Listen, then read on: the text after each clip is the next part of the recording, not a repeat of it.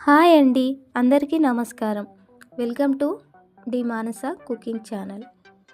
ఈరోజు నేను చేయబోయే రెసిపీ హెల్తీగా ఉండే గంగవల్లి పప్పు చేస్తున్నానండి. ఈ పప్పు మంచి టేస్టీగా రుచిగా ఉంటుందండి. రుచితో పాటు ఈ గంగవల్లి ఆకు ఒంటికి చలవ కూడా చేస్తుందండి. అందుకే చాలామంది ఈ గంగవల్లి ఆకును ఇష్టపడతారు. ఇప్పుడు ఎంతో సింపుల్గా గంగవల్లి పప్పు ఎలా చేయాలో ఈ వీడియోలో చూద్దాం.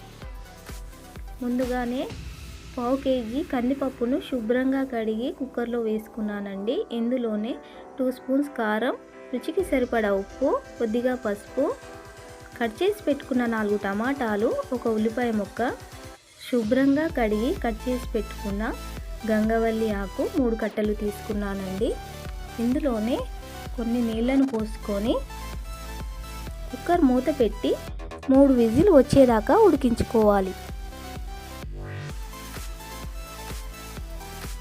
3 విజిల్ వచ్చాయండి.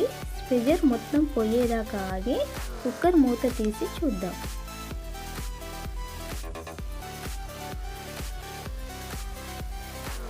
పప్పు ఈ విధంగా ఉడికితే సరిపోతుందండి. ఇప్పుడు ఇందులో కొద్దిగా కరివేపాకు, ముందుగానే తీసి పెట్టుకున్న చింతపండు గుజ్జును కూడా వేసుకొని ఒకసారి కలుపుకుంటున్నానండి.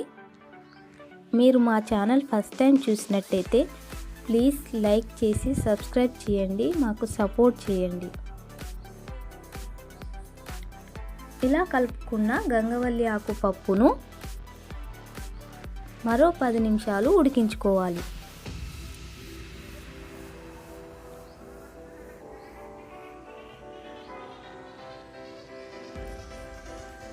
పప్పు ఉడికిపోయింది కదండి, ఇలా ఉడికితే సరిపోతుంది. ఇప్పుడు దీనికోసం పోపును రెడీ చేసుకోవాలి. పోపు కోసం ముందుగా స్టవ్ ఆన్ చేసి గిన్నె పెట్టి 3 చెంచాల నూనె పోసుకొని నూనె వేడెక్కనివ్వాలి. నూనె వేడైపోయాక ఇందులో కచ్చా పచ్చాగా దంచుకున్న 4 వెల్లుల్లి రెబ్బలు, 2 ఎండుమిర్చి, ఆవాలు, జీలకర్ర వేసి వేగనివ్వాలి. జీలకర్ర వేగాక ఇందులోనే 1/2 టీ స్పూన్ ఇంగువ, 1/2 టీ స్పూన్ పసుపు, ఒక రెమ్మ కరివేపాకు వేసి పోపును వేగనివ్వాలి. పోపు రెడీ అయిపోయిందండి. ఇప్పుడు ఇందులో ముందుగా రెడీ చేసి పెట్టుకున్న గంగవల్లి ఆకు పప్పును వేసుకొని కలుపుకోవాలి. అంతేనండి, ఎంతో టేస్టీగా సింపుల్గా ఉండే గంగవల్లి ఆకు పప్పు రెడీ అయిపోయింది. ఈ పప్పు చాలా హెల్దీ అండ్ టేస్టీ అండి.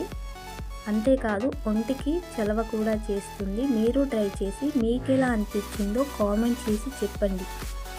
ఇలాంటి మరిన్ని వీడియోస్ కోసం మా ఛానల్ని లైక్ చేసి సబ్స్క్రైబ్ చేసుకోండి.